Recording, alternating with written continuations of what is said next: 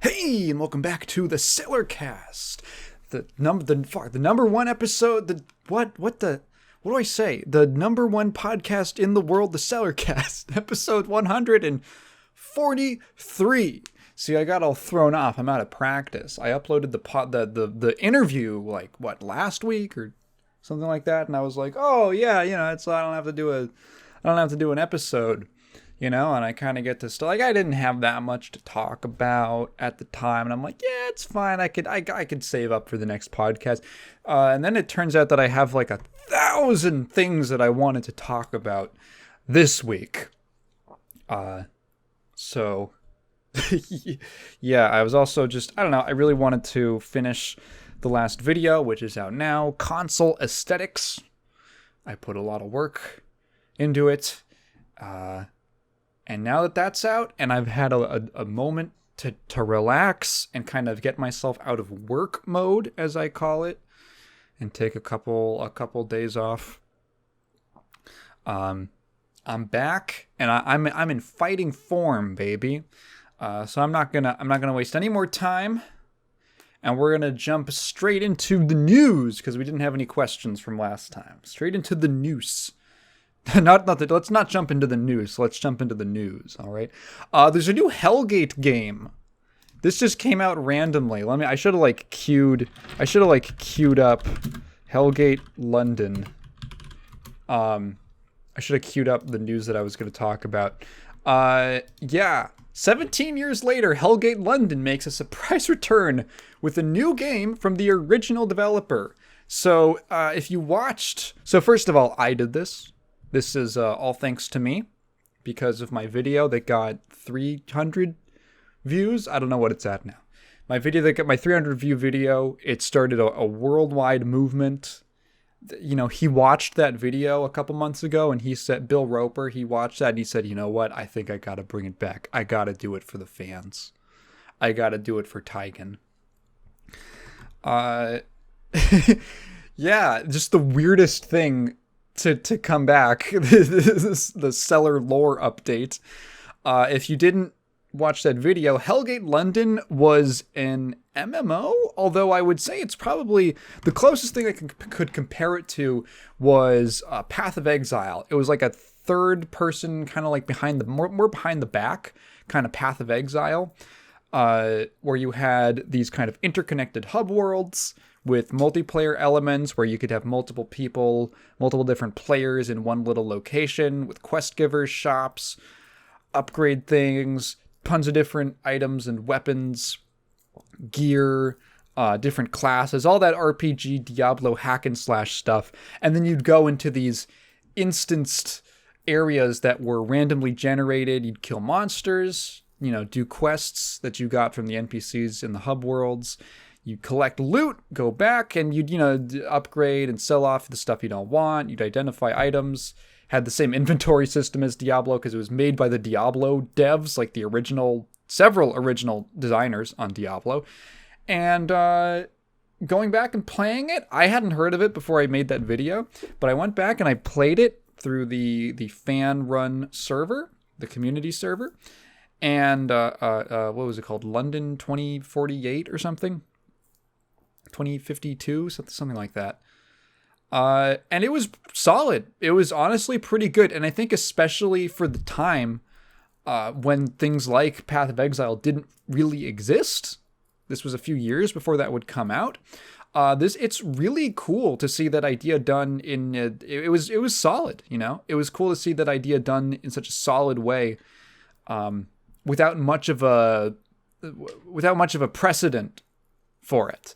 And of course, it was only alive for like a year. But mainly, so it doesn't have as much content and all that stuff and constant updates and just all that content from, that something like PoE might have or Diablo 3. These types of games that have been around longer. But really looking into the history, that was a game that failed. Honestly, not even it didn't. That was what was kind of sad about the whole thing, was that it didn't fail on its own merits. It was a pretty good game, And I think it totally could have found its own little audience, its own little niche. And I think that could have really grown over time, especially in that long drought period between Diablo 2 and 3. You know, I think that they really could have found a little niche for themselves, which Path of Exile eventually did capitalize on. The problems really with it were all during development, just lots of development struggles, and they were just on it. They were just too deep in the hole, and too many things went wrong. And honestly, to be fair, they did punch a little bit above their weight. It was ambitious, but they bit off a little more than they could chew with certain aspects, like especially the visuals and all that. Very impressive, like a great showing. Just, you know, it just kind of like one of those shit happens situations where it just didn't pan out. So it's surprising, in a good way to see this news. So the original creator, Bill Roper, he has a new studio called Lunacy Games. And I was actually a little I had to refresh myself on this. The rights went to Hanbitsoft.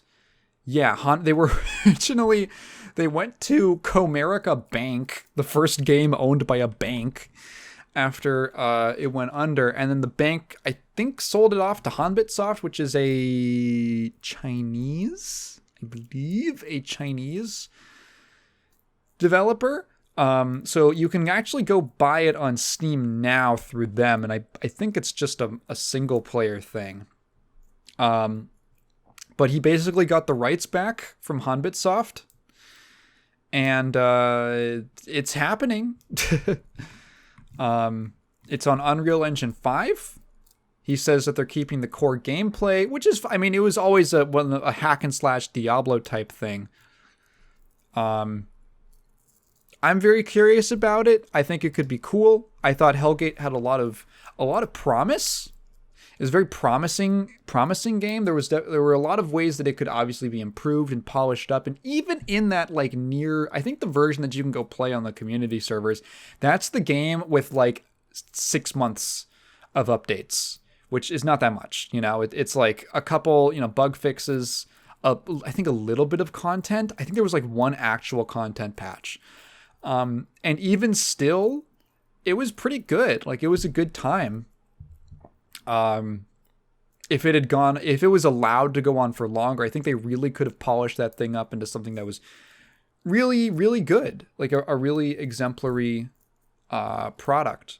So the idea of like taking some knowledge and lessons learned and injecting that into this new project, having a new, I don't know, like a more up-to-date perspective. I'm very curious about, I guess, like the pricing model, because the original game had a bit of a split.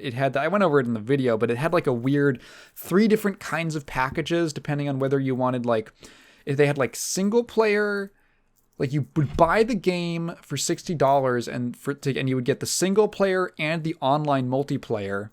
And then there was but the online multiplayer was like a free to play system. And then there was also a premium package for the multiplayer, and it was just kind of confusing. I think Roper later regretted the pricing model.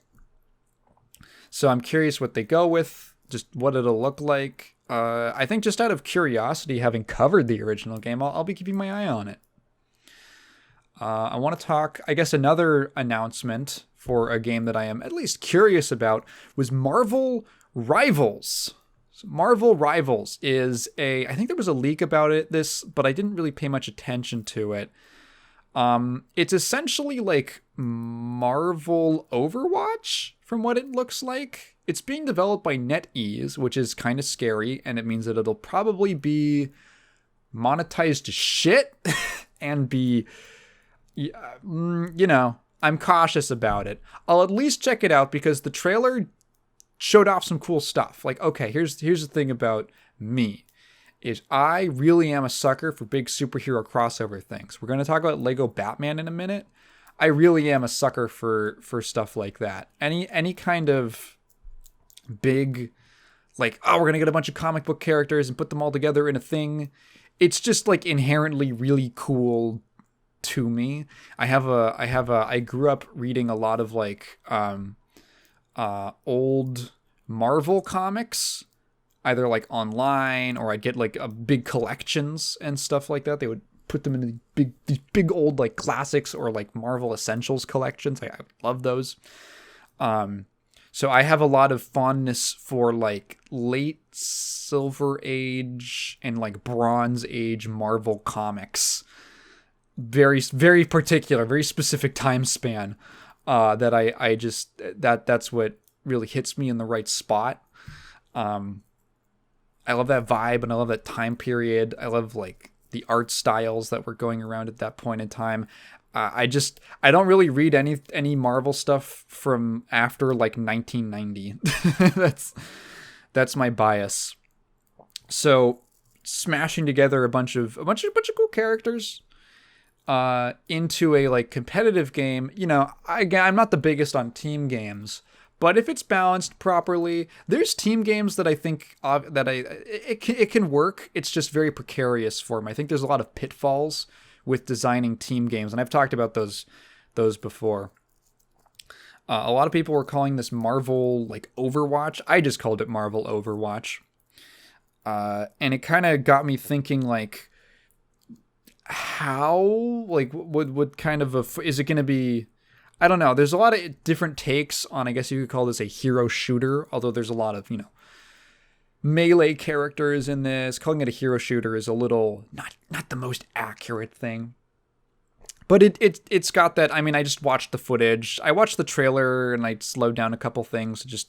I watched it a little more closely, and looks like every character has at least some kind of like primary attack, maybe a secondary thing, and a couple abilities and an ultimate. It seems like there's some kind of mechanic based around like teaming up or something. I don't know if that's like character specific, like give a buff to another character. There's a moment where like Rocket Raccoon jumps on Groot's back and that's like a team up thing. I don't know. Maybe that could just be his thing that like is that character specific? Is it just a thing he has where he just gets to climb on someone's back anyway, like any characters, and they just picked Groot because of like, oh haha, like that's like the characters from the movies.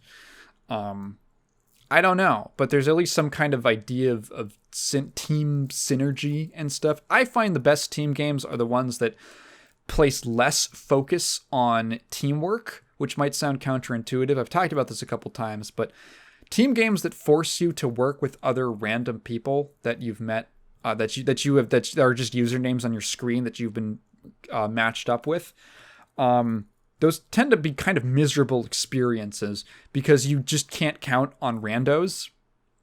And randos can't count on you, which ends up breeding a lot of frustrating moments and a lot of hostility towards these people. I think of it as being very similar to like road rage is how I've described it in the past. Like that's why it's so easy to get mad at someone online. It's because like they're just in road rage. The idea is, someone cuts you off, and to you, they're just a car. They're not a human being. When you're playing, Lego Legends. I'm surprised they haven't done one of those with League. They're just a username. And the more that someone is allowed to weigh a team down, the more, I think, venomous that backlash is. Excuse me. So hopefully this kind of goes into a more of the direction of something like a Thief 2, or a game I'll actually go to bat for is Paladins. A lot of people wrote off Paladins. I don't know if I've ever talked about that game. A lot of people just write it off as like an Overwatch clone. And I think that it's honestly a lot more interesting than that. It probably has a bunch of problems. It's probably horribly unbalanced like every game is.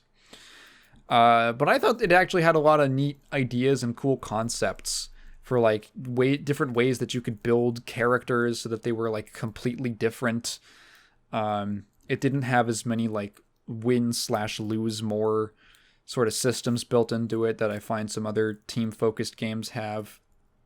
I thought that was it is like a neat game that's worth checking out for its own things.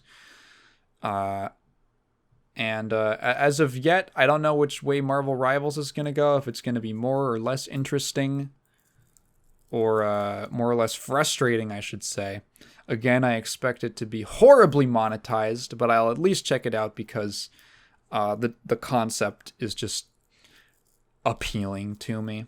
Also, there was like some cool stuff with like terrain destruction, and like that's neat, that's cool. Yeah, so that's, I don't know if I forget if they even announced a release date or something for that. What should I talk about next? I'll talk about, let's see. I guess I'll go with like the oldest thing. So I completely fucked my sleep schedule up the other week because I was playing too much Lego Batman. Steam was having a spring sale, and they put a bunch of all the Lego Batman games were in a bundle for like $5 total, and I was like, shit, all right, yeah. Mainly because I told Kat, and she goes like, that doesn't seem like a very Taigen game. And yeah, it generally wouldn't be, but I do really like the Lego games. I grew up playing those games. I had Lego Star Wars. I had Lego Indiana Jones, and I had Lego Batman. And Lego Batman is one that's always stuck in my mind because I was never able to finish it. You see, when I was a kid, we got most of those games, my dad bought them for us on PC, on his he had this like shitty 2004 desktop that had like 5 different monitors so he could watch the stock market. This thing was not built for gaming. It was built to watch stock graphs updating every 10 seconds. And most of the game was fine in terms of performance, but there was one specific level. It's the airplane flying level in like episode 3, where it's like the third episode of episode 3, where there was a certain stage transition and the game would crash every single time it got there. And I was never able to finish that episode. I was never able to finish the game completely. And that always kind of nagged at me at the back of my skull. I needed closure on it. Because the other thing is, so the way that this game works out, I guess you can compare it directly to the Lego Star Wars games, which I think by that, what was the order that those came out in? Hang on, Lego, the Traveler's Tales games. Like, what order did they come out in? Because, whoa, wait, what? Oh my god, I totally forgot Traveler's Tales made Bram Stoker's Dracula, that game I made a video on like 2 years ago. Well, the several games that I made videos on. Let's see, when did they get into Lego stuff? So they 2005, they did Lego Star Wars, which was the prequel trilogy. Then they made the original trilogy in 2006. Then they did the Complete Saga, which was just combining the two of them. That's the one I had. And then they did Lego Indiana Jones, the original adventures, and then Lego Batman in 2008. Okay. So I don't know what I think I had Lego Indiana Jones 2, which is the Crystal Skull. I had that on DS. So I don't remember what the original adventures, how much content was in that. But basically, I think they had kind of worked up into an expectation where, because of the Complete Saga, that was like a very, the format they'd worked out, the formula was they had each movie that they were adapting was its own episode, literally, and then each one would have 5 levels within that. So that's like 30 episodes total. Yeah, okay. Okay, I'm so glad. I winged that math in my head and it worked out.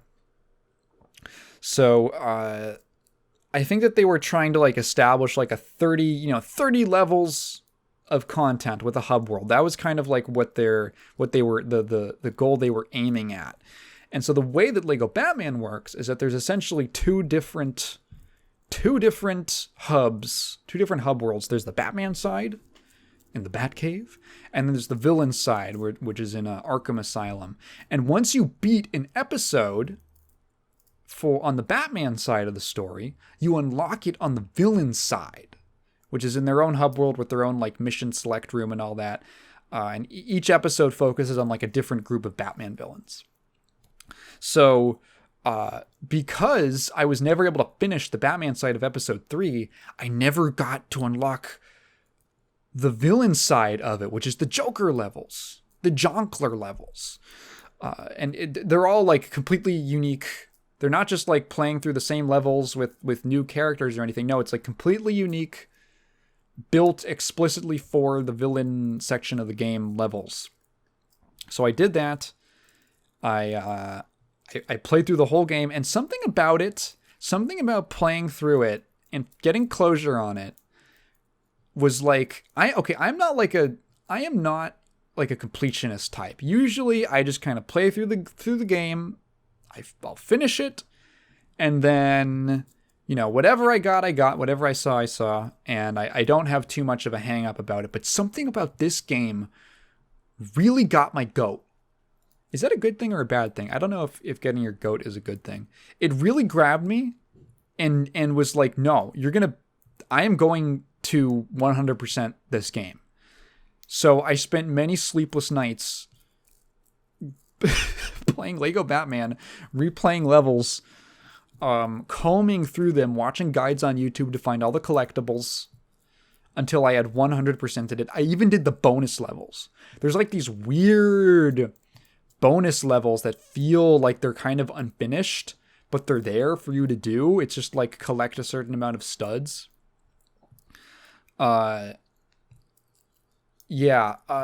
I guess my overall thoughts on the game are that it is so first of all, the Traveler's Tales Lego formula is just kind of fun. It's just like those games are just fun. If you've never played one before, or if you haven't played one in a while, they're decent to pick up. They're very good games to give like to children, to teach them a lot of like basic gaming concepts, I guess, because they've got some challenge. They've got some stuff you have to figure out, but they're generally like pretty. A kid can get through those if they just think a little bit, and you learn a lot of like basic ideas like controlling characters, solving puzzles, how the combat works. It's a pretty forgiving series. But it always kind of remains, it's usually pretty engaging. Like the gameplay never really gets that bad, at least of the ones that I've played. So they're just good to like, as like kind of, I don't know, beginner games. But even going back to it as an adult, excuse me. Yeah, no, I still think that they're fun. They're simple in a good way. They're simple in a way that I can appreciate and enjoy, and there is something just inherently pretty satisfying and solid about doing a little beat-em-up combat, solving a little puzzle, exploring the environment, breaking all the little Lego things and collecting a bunch of studs. Like, it all feels pretty good, and it all feels pretty rewarding. So it has that going for it out of the bat, and then specifically as a Batman game, I think like one of the most important things for a Batman game is to capture the atmosphere of the character that surrounds the character. And this game, I think, does that I think it succeeds in that. The thing about, I say like surrounds the character, but it's also a part of the character. One thing that I find, one of the things that and hey, maybe some big comics nerd expert is going to call me on this and be like, well, actually, and I'm sure there's exceptions to everything because there's a billion comics out there over thousands of years, right? But I feel like one of the things that one of the differences I feel between Marvel and DC Comics is that in DC Comics, it feels a lot like the characters, like the main kind of like marquee heroes of the DC setting, are very connected to their environments, where Marvel comics feel like they take place in a real interconnected world, but DC comics, they almost feel a little segmented in ways. Like the characters feel a little segmented into their own little bubbles, but those bubbles are very representative, like their own little worlds. They're very representative of the characters, to the point where I feel like Gotham City is as much a part of the Batman character as like the Bat suit or the Batarang or the Batmobile, you know, or the whatever Bat. They should have called it Bat Gotham City. I feel like when you think of the character, the world that he exists in of Arkham, the setting the character exists in is as like inherent to Batman as any of his personality traits or the iconography or anything like that. Like, it's part of the character. And I think it's imperative for a game about Batman to capture Gotham City in that world accurately or faithfully. That was one of the things that I really liked about The Batman, the Robert Pattinson movie, was that, you know, you have like, I think all the Batman live action movies have had their own sort of different interpretations of it. Like the Chris Nolan movies, it's like he's in Chicago. And to be fair, that is pretty similar. It's Chicago, you know, it's not, it's fair to, it's pretty similar. But the Robert Pattinson one, The Batman, that movie, like the Arkham in that movie, it almost feels surreal. Like it's obviously like it is real. It's not like super fantastical, but just the colors, the environments, the way that people, like the lighting and everything, like it just feels a little bit fantastical. It's got a little bit of kind of like a twist to it, where everything feels a little extra grimy. Everything feels a little extra weird, you know, like you're in sort of a weird, like half nightmare world. And that atmosphere just really did it for me in that movie. I think that atmosphere is really, really key to the character. And this being a Lego game, obviously it can't be as like gritty and intense. But I mean, the music, the environments, like everything is like kind of dark and gothic feeling. Cityscapes, the little locations you go to, the zoo, you know, the botanical gardens, factory. It manages to kind of mix that gothic kind of Batman look with the sort of bright, the brighter, kind of sillier, playful Lego aesthetic really well. I think it's a very, like, I think they nailed the art direction, and that I think does a lot for the game. The flaws in the game really start to show up when you are trying to 100% it. So the primary flaw I'd say with it is that it has a very limited roster. It has, I think, I believe it had the smallest roster of any Lego game at the time. And the ones that are there are good. Like you get all the important Batman villains, as well as like some other fun ones. Like you got obviously you got Joker, Riddler, Penguin, Catwoman, Poison Ivy, Mr. Freeze, like all the important ones. But then you got like Killer Moth, and you got Clayface, and you've got Two-Face's there. Like there's some fun picks, right? Scarecrow's there. Love Scarecrow. But there's also like a lot of filler.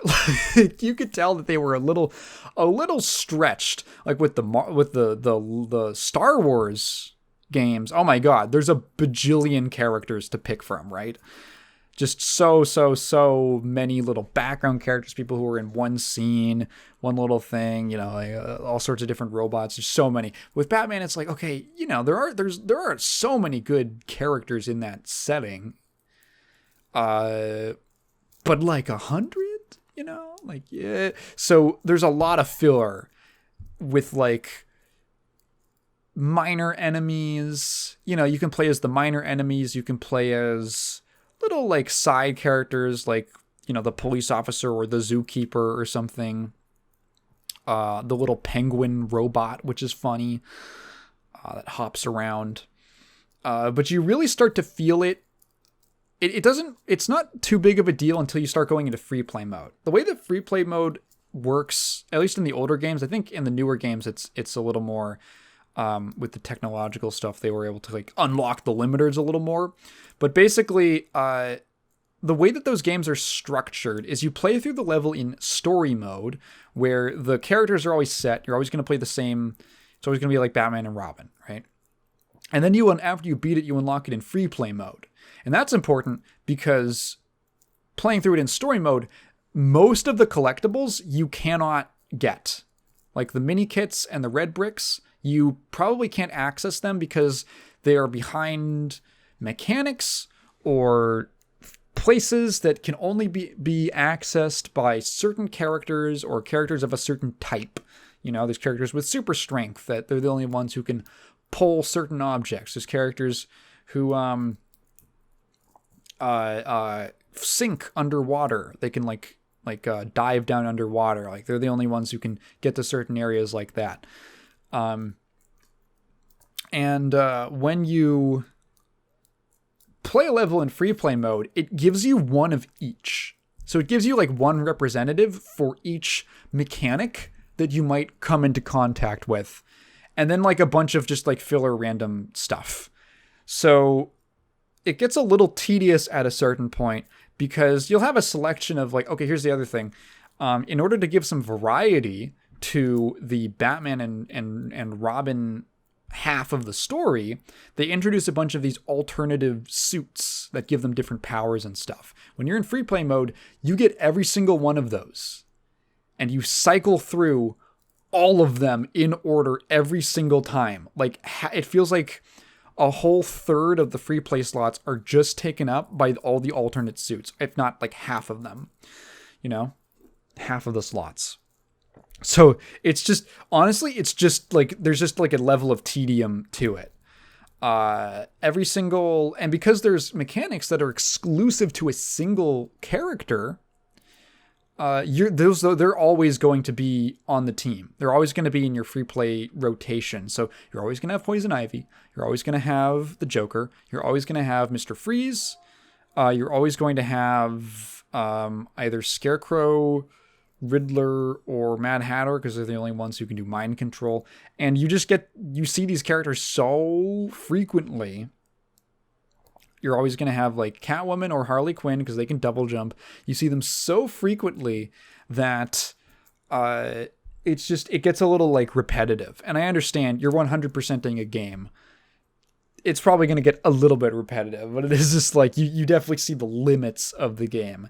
Never felt like in a bad way. It was just like, yeah, I can see it. I can see the seams a little bit of the system. Is there any other complaints I would really have with it? Oh, the vehicle levels are bad. Thankfully, there's not that many, but the vehicle levels are bad. I really don't like the way that the vehicles control in this game. They control like the characters, but just huge and unwieldy and awkward to steer. And certain like mini kits were just a huge pain in the ass just because of how imprecise the movement is. So, other than that, you know, there are games that are, you know, they're built around collectibles. I feel like they're very 100%ing like completionist friendly. Like they're those kinds of games. I can't lie and say that I didn't have fun. I did enjoy it. I do think it's a pretty good game. And it was nice to go back and get some closure on my childhood. And now that I've 100%ed it, I have no worldly desires. None at all. I want to talk about a game I played called Buckshot Roulette. Buckshot Roulette. This was a game that Kat showed me because she saw some like streamers and YouTubers playing it. Buckshot Roulette is a free game that you can play on itch.io. There is a paid version, which I think is probably expanded in some ways. I think there's a version of it on Steam. It's like an update. But I played like the original basic version, so that's what I'm going to comment on that you can find on the website. So what is Buckshot Roulette? It is a very simple game of risk-reward management. The premise is it's got this neat art style of that kind of like limited, what would you call it? Not quite like 2-bit color palette, but that kind of like crunchy,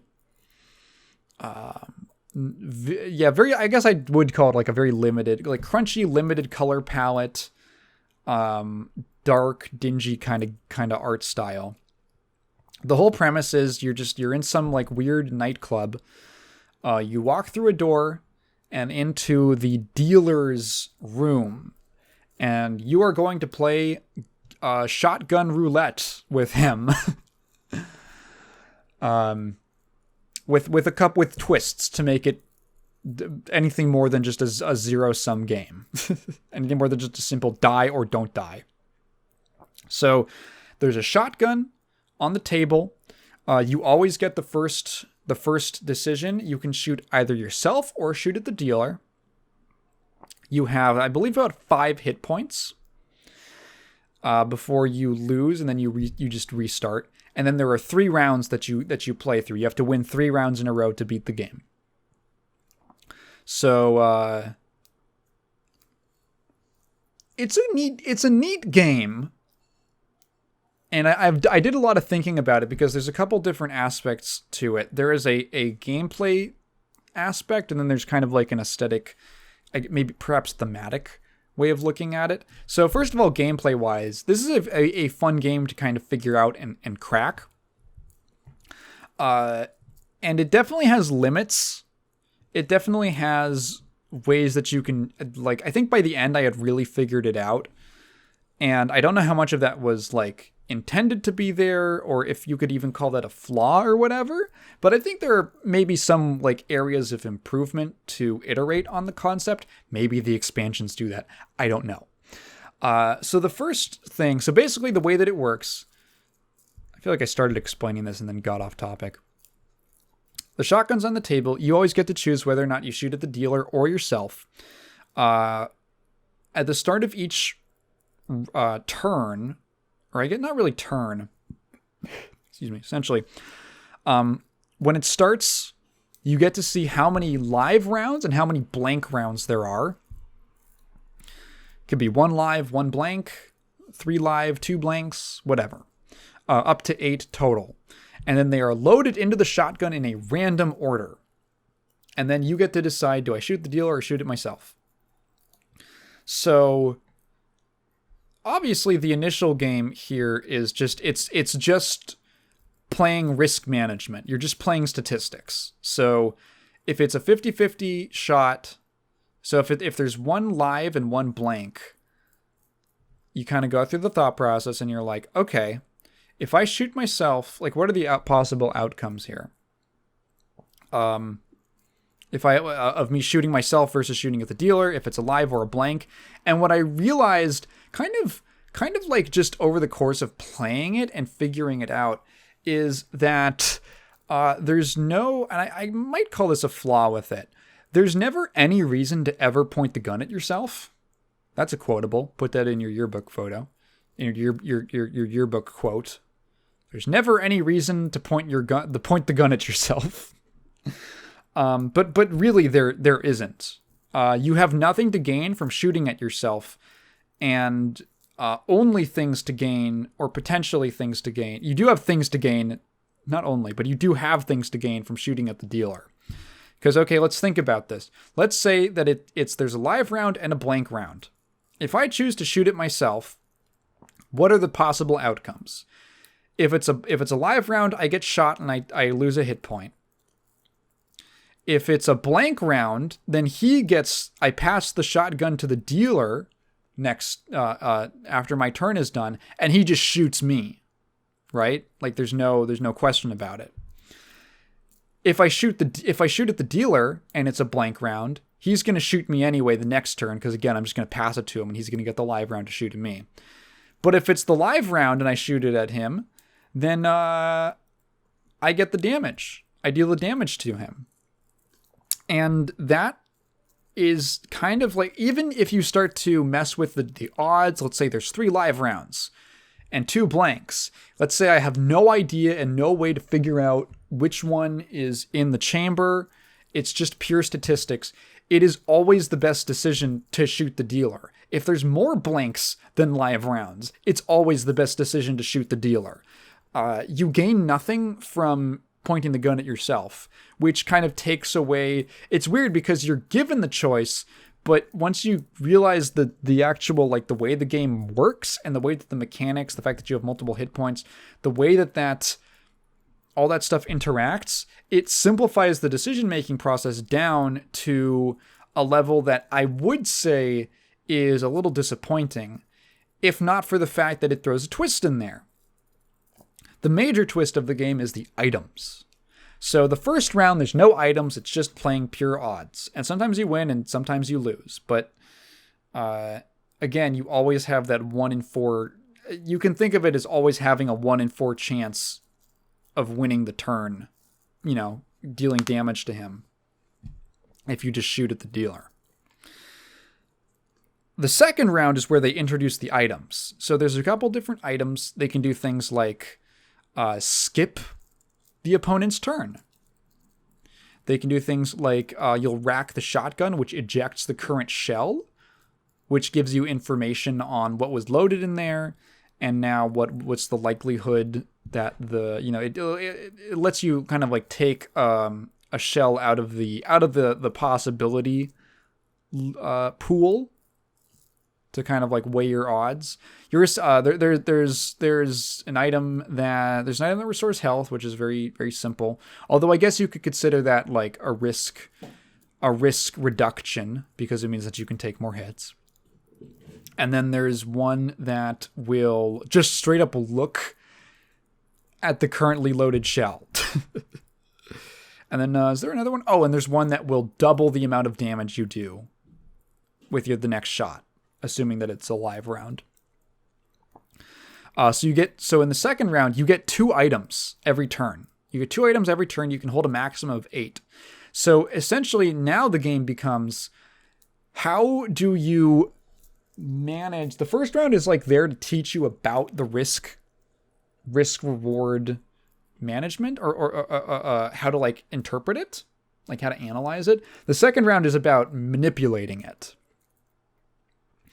And that's where the game starts to get a lot more challenging, because there's a lot of branching possibilities with which items you use and how they might affect the odds of you getting the live round and shooting the dealer.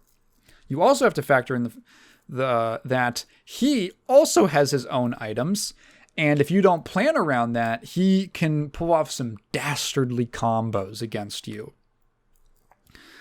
So you have to think in like short term and long term, and in regards to what your opponent's able to do. And it's interesting. And then once you get to the third round, you start getting like 4 items per turn.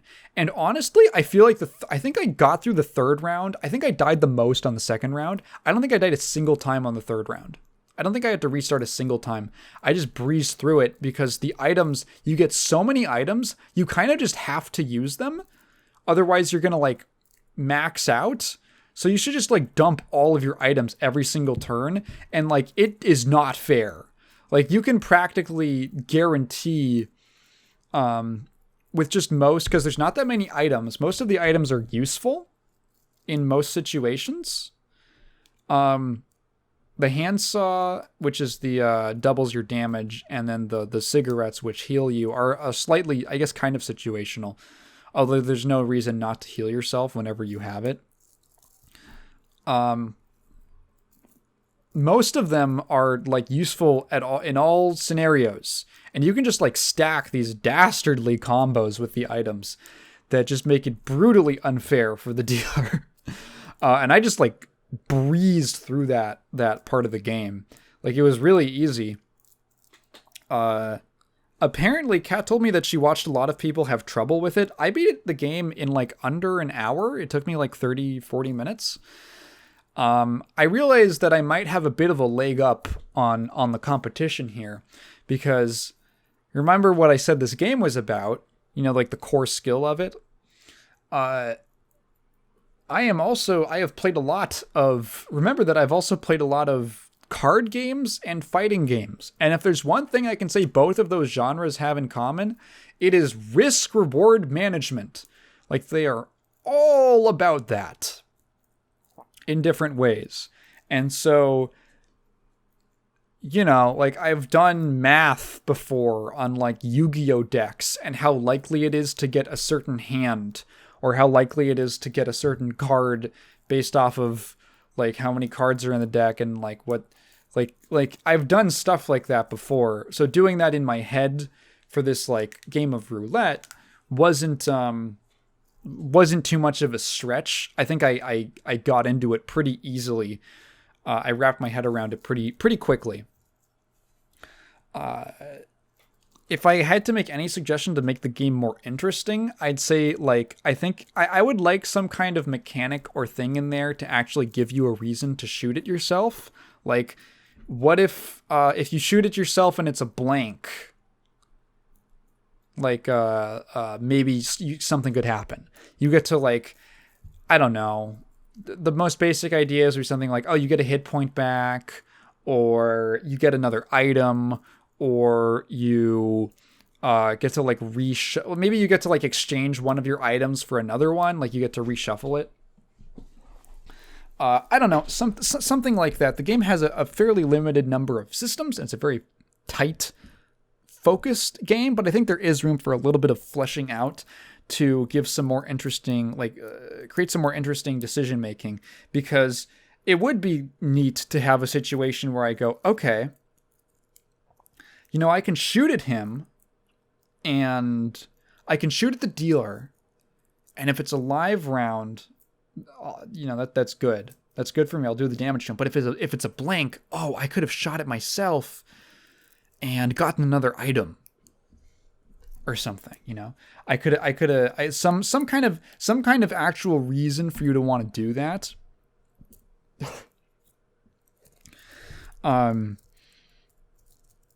Just to, like, I don't know, to add something interesting back into the mix, making interesting decisions at as many points as possible. Especially, I think that's important, especially in a game as small as this, like a very, very small scale game.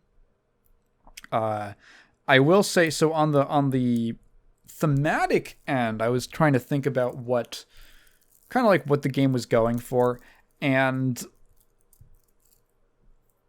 I thought there was this funny moment when we were playing it where I died, and once you die, you just respawn back at the in like the first room. You just walk out back into the dealer's room, but there's like a mandatory period of just waiting, of like the game loading, and then before you can actually click on the door to go through it. And I was like, just let me through. Just like, come on, let me in, because I was so into it at that point that I just wanted to like get to the next, get back into it. Now, thankfully, you don't have to restart from the first round if you die. You'll start back at the round that you died on, so that you don't lose that progress. I think that would be frustrating, because at the end of the day, it is like a 1 in 4 coin flip of success kind of thing. But what was I saying? Right. I just had this thing like, come on, let me get back in. Let me play the odds again. And I kind of stopped myself, and I was like, is this what a gambling addiction is like? And I thought about it, and I think that might actually be what the game is going for. Because if you think about, like, Russian roulette it's like the most extreme form of gambling you could possibly have. I mean, you can argue whether or not betting your own life is, I guess you could be betting with someone else's life, or other things that are worth a lot, not even like monetarily, but just like extremely valuable. But it's like a great like on an individual level, it is the highest stakes gambling you could possibly be doing. Like, you're gonna die. You're gambling with your own life. And in a setting where it's just a video game, you know, how real are those consequences?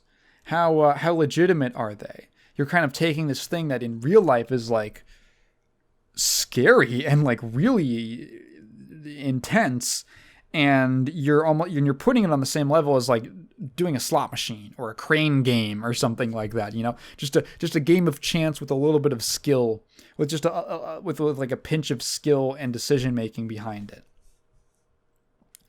And like, what does that say? What does that mean? What does the dealer mean? Because the dealer is like, I think I described it as like, he looks like if Vivzy Pop drew the moon from Majora's Mask.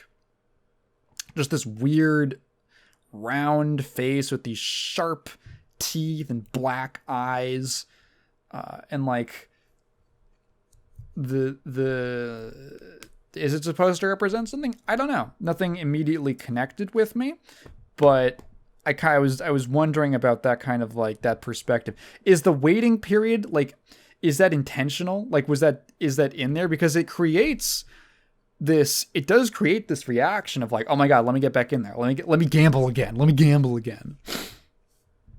But now you're gambling with your life, and like, does gambling with your life, does gambling and the need to win, the need to because all you do at the end is you just win money. Does that end up trivializing the risk? Like, it's very intense. Like, you could be dying, right? And I think in that last round, I think the idea is that like you die for real. I don't know. I didn't lose. It's too easy, but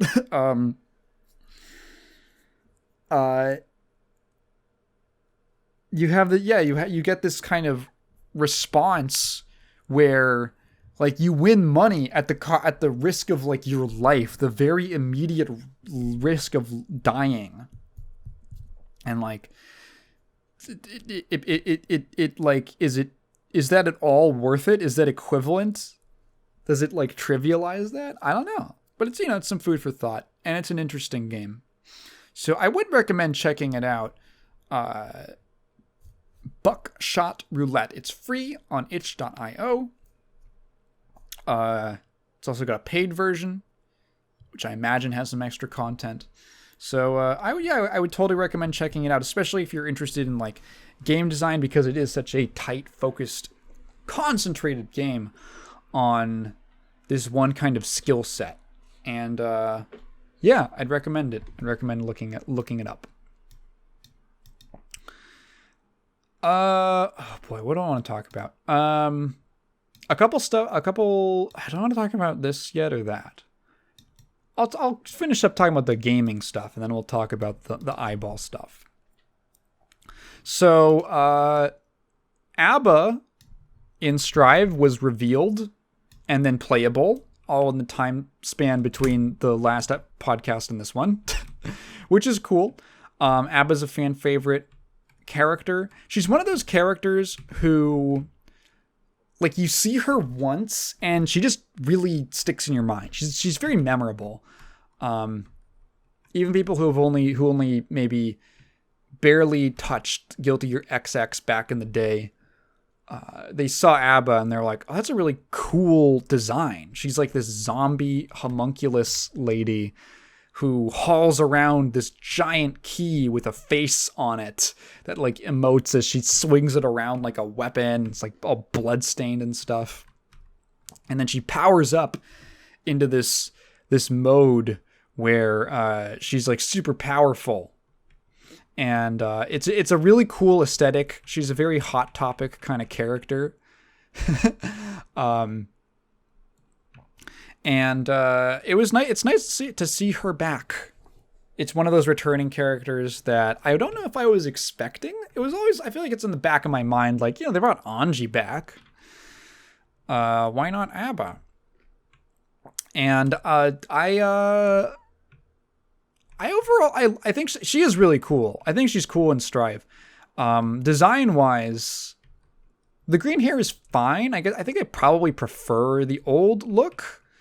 But I mean, she has like a red hair all. That's fine. But I do like the old like shorter hair. Apparently, the green hair is because she's gotten into like dyeing it. She's gotten really into like coloring her hair.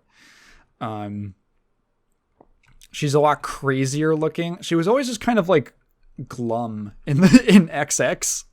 Now she's like actively like weird. Like she's a freakazoid. She is degenerated in the time between games, and she's like obsessed. She's like got this obsessive love for her key Paracelsus. And that like her new kind of power up mode, instead of being like Moroha, it's called Jealous Rage. And it's supposed to represent her freaking out and her jealousy over other, not wanting to keep other people from taking Paracelsus from her, like overflows, and you get this great effect where Paracelsus's head actually just like overflows with this like black tar liquid, and his face gets like he looks like he's suffering. Cool redesign. I'm fine with it. I like it well enough. Gameplay wise, I think she's the most direct. She has got to be the most direct translation of a returning character into Strive's system. Like, I was watching her starter guide right after she got revealed, and I was just, every single move, I was like, yep, that's the same. That's the same. That's pretty much the same. That's the same. Yeah, okay, And the main things that she lost were things that, like, either didn't really make sense in Strive. Like, does she need a projectile in this game? Like, I don't know. Her, like, butt launching move. She still has a butt move.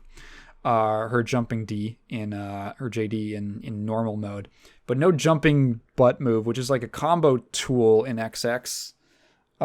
No, her orbs was like a weird special where she just like, it's an aerial special in plus R where she like creates these like energy orbs around her that just explode. Mainly the stuff that she lost was like combo tools. Yeah, combo tools and stuff that just didn't really fit into her, like the way that Strive works, and the ways that she was changed, the ways the returning moves were changed, just didn't really fit in. Like, does she need the second hit of her Rekka, or can we just condense it down into 2 hits and make it into like how it would functions I think better in Strive, which is as like a stagger pressure tool, a combo tool and a stagger pressure tool. Most of her stuff works pretty similarly. There's stuff like, her kind of flip kick move in plus R, it's an overhead, and then in Moroha it becomes unblockable. In this game, they kind of like brought it down a notch, where in the normal mode it's just a regular mid hit, but in her powered up mode, it's an overhead.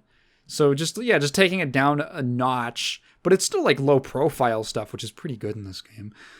She still has that command dash, and the ways in which her actual like Moroha power up mode were reworked were just like, I think, just to better fit the pace of the game.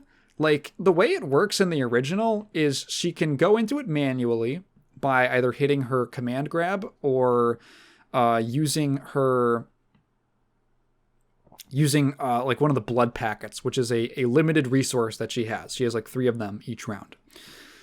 And then she has it for like 30 seconds. 30 seconds. And if you score a hard knockdown on her, like about like 10 seconds get taken off of the bar, off of the timer. That's what they thought was like appropriate for that character in that game.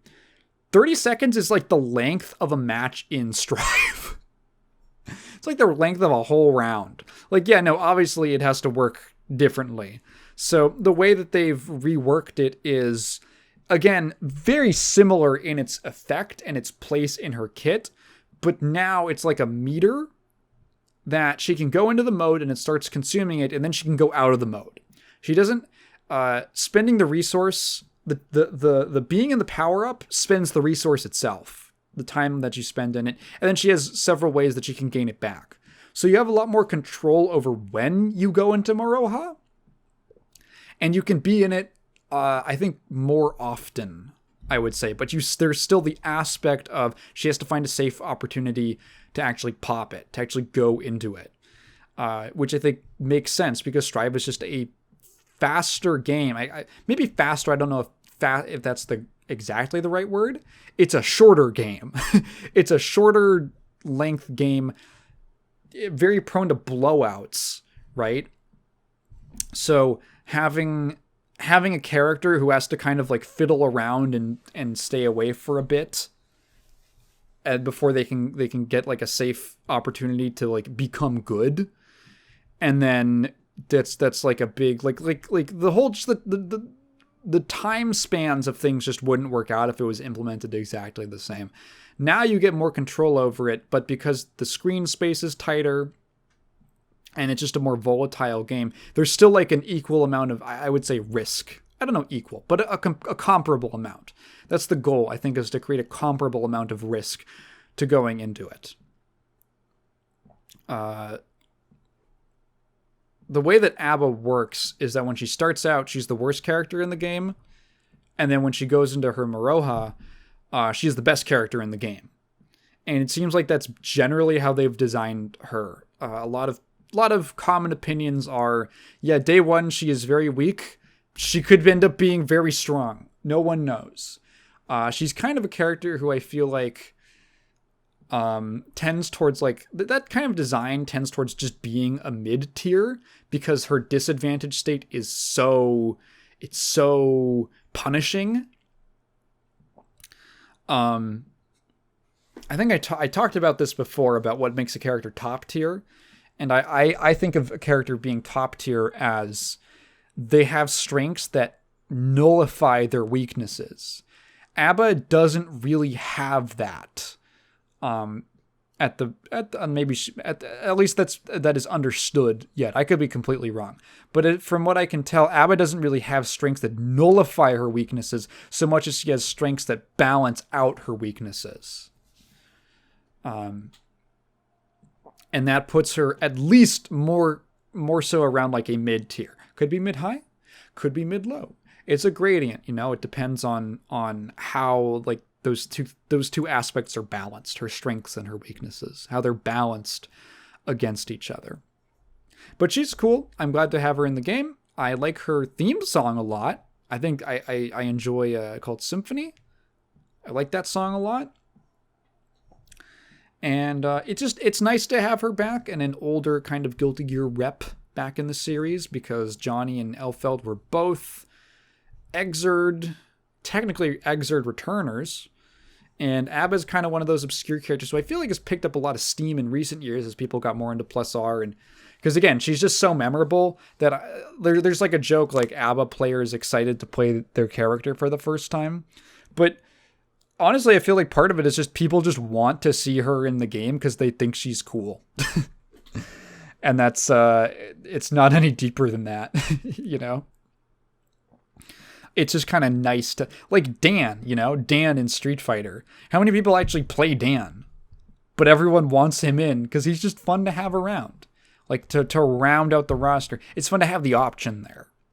Even if not everyone who likes the character is going to play them. But fuck all that. It doesn't matter, because at the end of the Arc World Tour, where they debuted the ABBA trailer, at the very end of it, they confirmed, so number 1, season 4 for Strive, and number 2, fucking Slayer's back, baby! He's the final character of season 3. They just did a quick silhouette teaser, but it's absolutely him. It's like silhouettes of like bats and a big vampire cape collar, and his hair, it's obviously his hair. And I am pumped. It's over. Strive is finally going to be a good game. I've been waiting for this character for years at this point. It's been 3 goddamn years. Slayer, I feel like I've talked about this many times before. He is my favorite fighting game character of all time. Of all time. There are differences and things I like a little more and things I like a little less from his incarnations in Plus R and Exerd. You know, there is like a theoretical perfect version of the character in my mind that's like a blend of the things that I like about both of them. But I'm just excited to have him back. And I am very interested. I'm actually not worried. I'm not. A lot of people are like, oh no, if they get into Strive, they're going to be completely butchered. And well, number one, I think that the more recent characters have done a pretty good job of streamlining the older kits into things that are, streamlined. I mean, I think that's the idea. Mind you, Strive is a very new thing for ArcSys at this time, for Team Red. And they haven't really made a fighting game quite like this before. And they're also tasked with interpreting existing, like, whole movesets and gameplay identities for characters, right? It's probably a lot easier to make a new character than to adapt their old moveset into the game in a way that makes sense, right? I think there's some examples where they're very successful, and some examples where maybe not quite as much. But I think they have generally been good about making some at least interesting characters. The thing about Slayer is that he's already a very streamlined character to begin with. He's basically like 3 moves. He's Mappa Hunch, which is his forward advancing like rush, like lunging punch move. Bloodsucking Universe, his bite command grab, because he's a vampire, he needs a bite move. And then the Dandy Step, plus all the follow-ups that you get off of it. He's also got, like, other than that, he's got, like, Undertow, which is that weird move. Okay, in Plus R, it's like a cool, like, spin around explosion punch thing that, like, launches, and you can use, it's got armor, and you can use it in, like, big optimal corner combos. It's a cool move. And then in Exerd, they turned it into this weird animation. You might have never even seen it, even if you've played a lot of Exerd before. It's like an unblockable, which is how it was in the older XX games. It's like an unblockable, but it's that one where, like, his arms get really big, and then he, like, swipes. It's a weird look. I don't know why they did that to it. And no one ever uses it. No one ever uses Undertow in Exerd. Like, if you could have played hundreds of hours of Exerd and played a decent number of Slayers and never seen that move be used. I won't cry if that one's gone or if it gets reworked into something different. It won't bother me. I don't know why it was in Exerd to begin with. Also, Footloose Journey, that's his weird move in the air where he like flaps his cape around. He like spins his cape around himself. That's kind of a niche move. It's, I guess, kind of for corner escapes. Could make it back. I don't know. Again, wouldn't be that upset. But other than that, he really is like 3 moves. And they're all, like, I feel very key to his gameplay identity already. Slayer is a character who has very slow, traditional means of movement. He's got a slow walk speed. He has this slow, highly telegraphed teleport dash.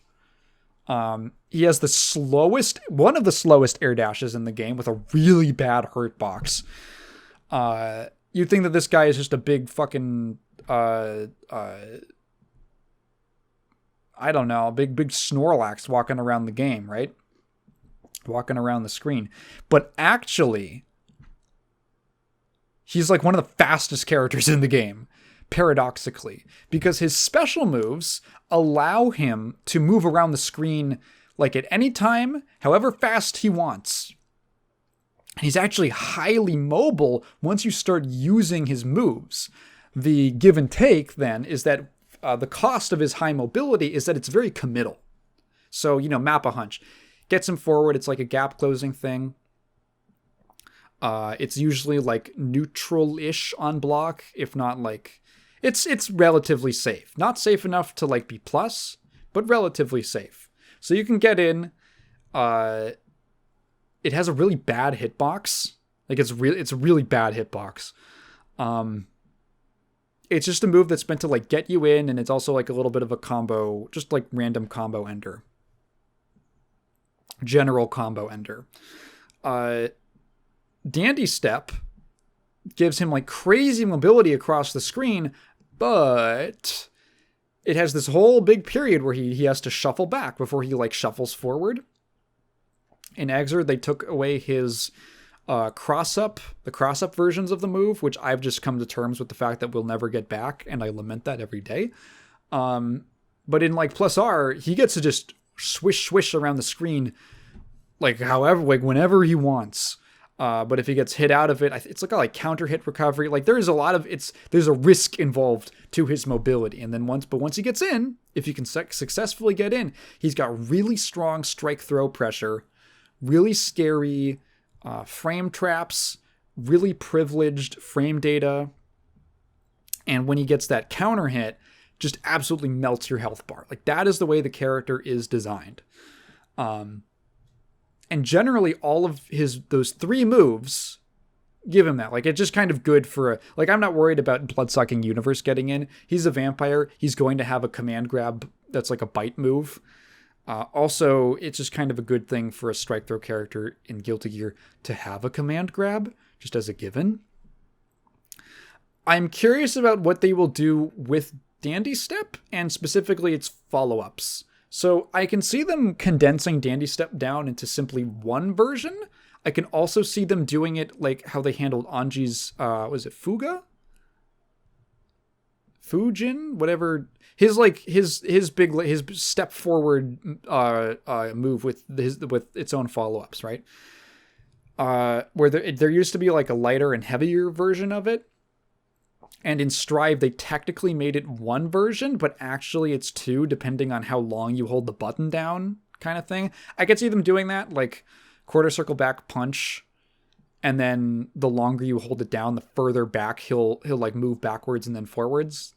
I don't know, something like that. I don't know. Pile Bunker will absolutely be in there. It is like, it's one of those moves. It would be like Soul not having Volcanic Viper, you know.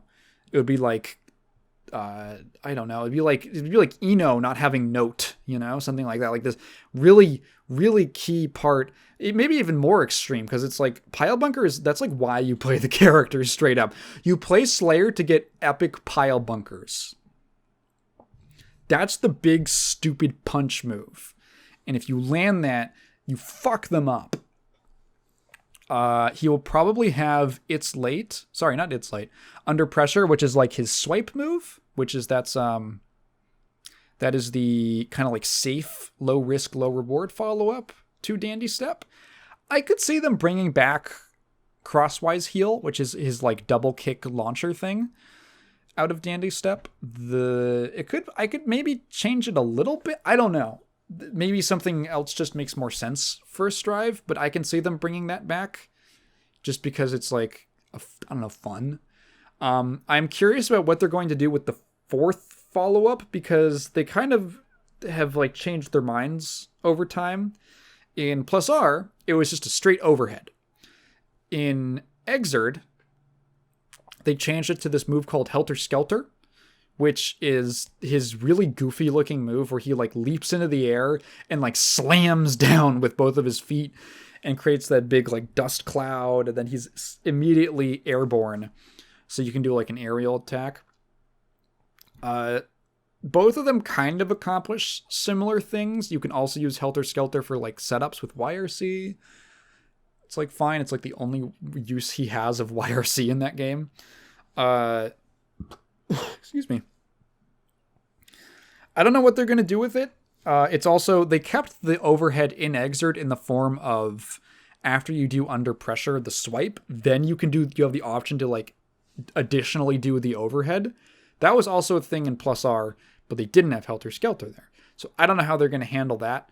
But it seems like the character has like this sort of there has always been like an intent with Dandy Step to give it like, okay, Pile Bunker is the big, crazy, go big or go homo move. Crosswise Heel's like a silly kind of launcher with some niche usage. Under Pressure is the low risk, low reward kind of safer option that you can then send into the overhead, which is like a huge counter hit overhead. Counter hit, it's late. Is the name of the move. A huge combo starter. And that's basically to punish people for mashing after blocking under pressure. Huge combo starter. And then the fourth one has always been some kind of like overhead option of some kind. So how they play with that, I don't know. How they're going to iterate on him, I don't know. Is he going to get more stuff? Who knows? But I am at least pretty comfortable that he's a character who already kind of fits into Strive's design ethos pretty well. And I don't see that many reasons to change him. I want to know what his air combos are going to be like. One of my favorite things about Slayer in Plus R, and one of the things that like the real like one of the things that I like about him much more in Plus R is this is super cool. I got to make a video about Slayer sometime, unlike my side channel. He has these really basic grounded combo routes, like really basic, simple combos. But once you go into the air, it's like this super free form. Like you can do whatever. You can do whatever, not exactly whatever. And that's actually what makes it interesting. You get a lot of freedom, but not everything is going to work. And whether or not it works is dependent on like how the combo started, what character you're hitting, because of the different weight classes and different aerial hurt boxes, where Slayer is, like how you jumped, like was it an air to air? Did you anti-air them? What did you anti-air them with? How do they get sent into the air? And there's so many different ways to like initiate the combo, to extend it. You can go corner to corner. You get into like cool corner only stuff. Like such a cool, like rich character, because there's never you never feel like you're in exactly the same situation. You're always like you have this set of tools of his air normals, and you're always paying attention to the situation and making adjustments based on all these different factors. And it's really fun. Like air combos on Slayer are such a fun thing to just practice and do. And then in Exerd, he's got one air combo. He's got one combo. It's jump SHD. And then if you're feeling really spicy, you can extend it with his J2K. And then double jump, and then just do jump SHD again.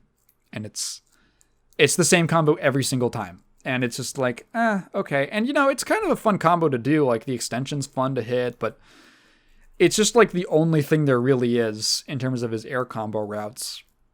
He makes up for it with having pretty fun dust chase combos. But,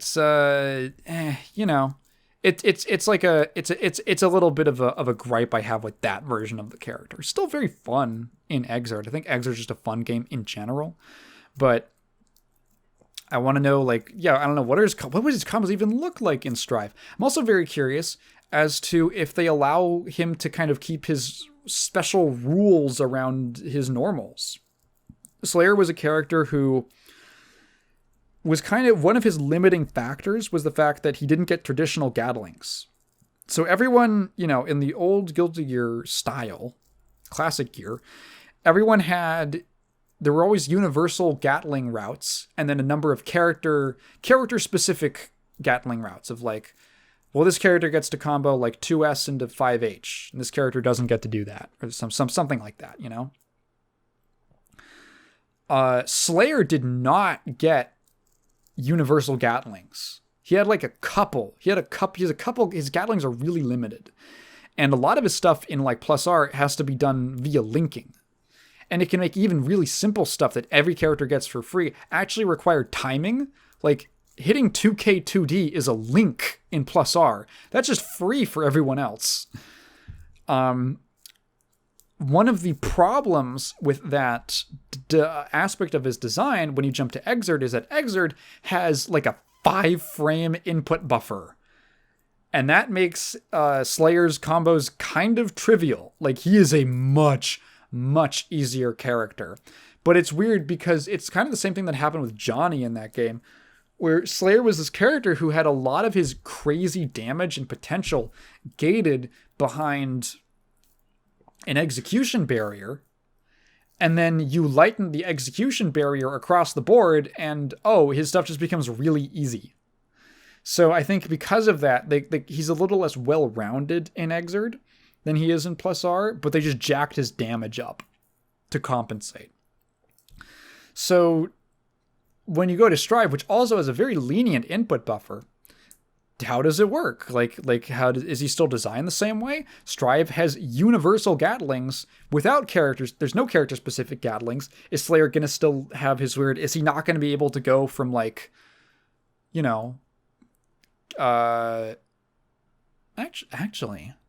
now that I think of it, wait,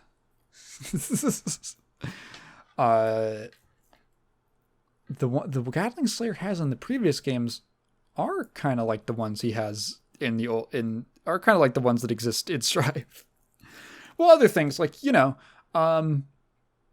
can't always...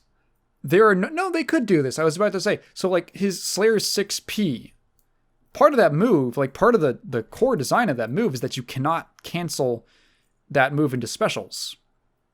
But in Strife, all command normals are special cancelable, but not actually, because they in like the season 3 update, they made a couple command normals not special cancelable. Like I think Nago's 6H is one of them. So there is a precedent for doing stuff like that. Are they going to force him to link his some of his normals together? Because that stuff is cool. Like that is a cool aspect of the character. That like he is the only character in the game who gets to combo his far slash back into his close slash by linking it. And in Exerd, it's really easy. Like it's really, really easy to do. In Plus R, it's like a 1-frame link, of course. But in Exert, it's really easy, and it's a cool part of the character's identity to me. I haven't even talked about backdash canceling. And I mean, like, people, how does backdash canceling, but with the dash macro, oh my god, wow, yada yada. Would a dash macro even affect Slayer backdash canceling? I don't even think so. Because, like, no, the hard part of hitting the backdash cancel is not like doing the backdash.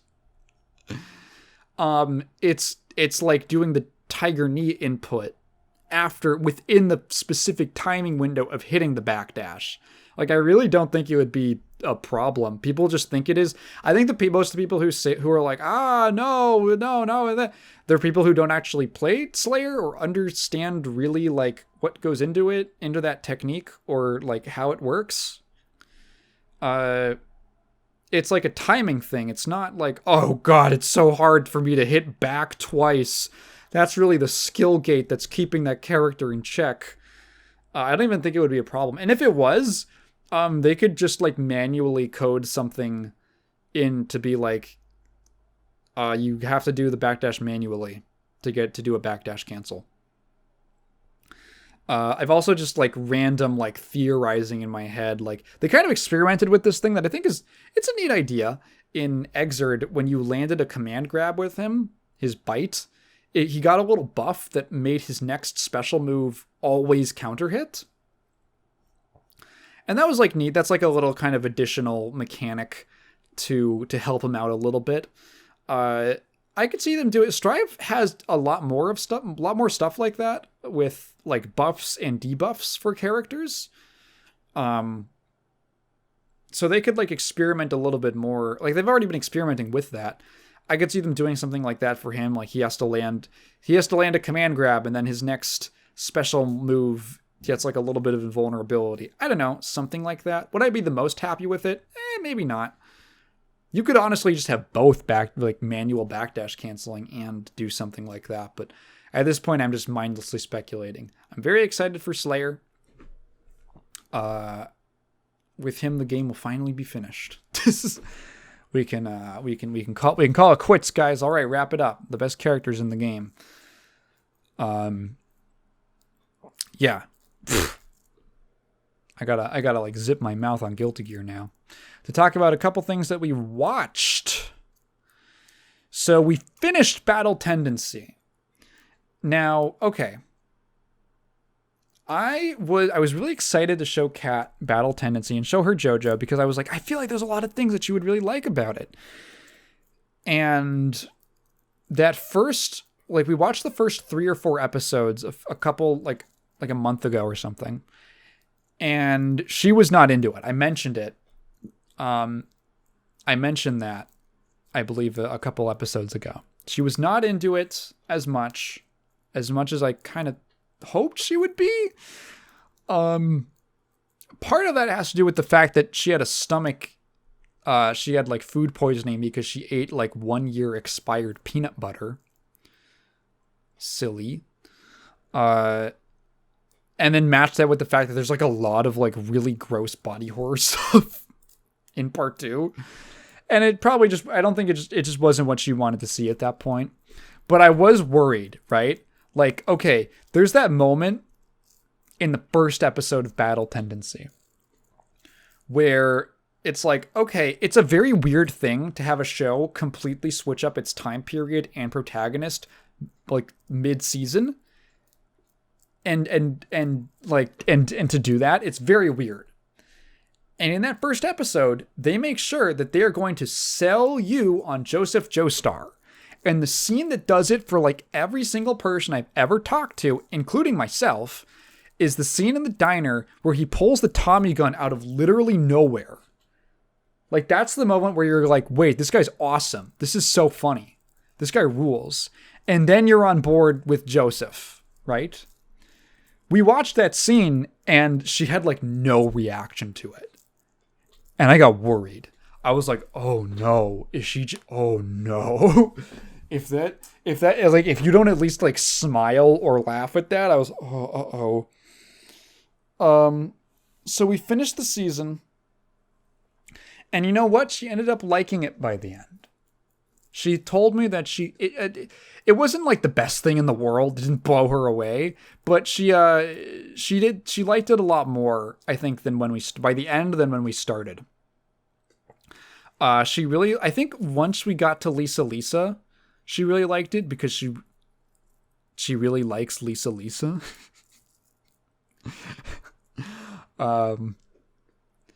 Joseph, Caesar, you have to start your training. The first thing I need you to do is I need you 2 tight young men to take your clothes off and climb up this pillar of oil and get all slathered up in oil and get all shiny. Climb up it for me. I'm gonna watch you.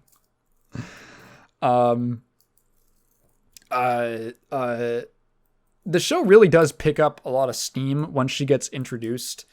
And just kind of like stuff starts happening. You get all the stuff with the pillar men, like actually like the main pillar men. The kind of the deal that Joseph makes with them to fight them in a month. And it just gets it gets really fun. The character interactions are fun. Joseph is a very enjoyable character to watch.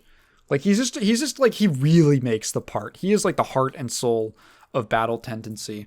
And watching his antics, he makes every scene more interesting. And I found myself really enjoying it on a rewatch. Definitely I can see like maybe some of the parts that she didn't find quite as interesting. Funny enough, she didn't really care that much for the fight scenes or the action. She said that she liked the bits of them just hanging around and like talking to be a lot more enjoyable.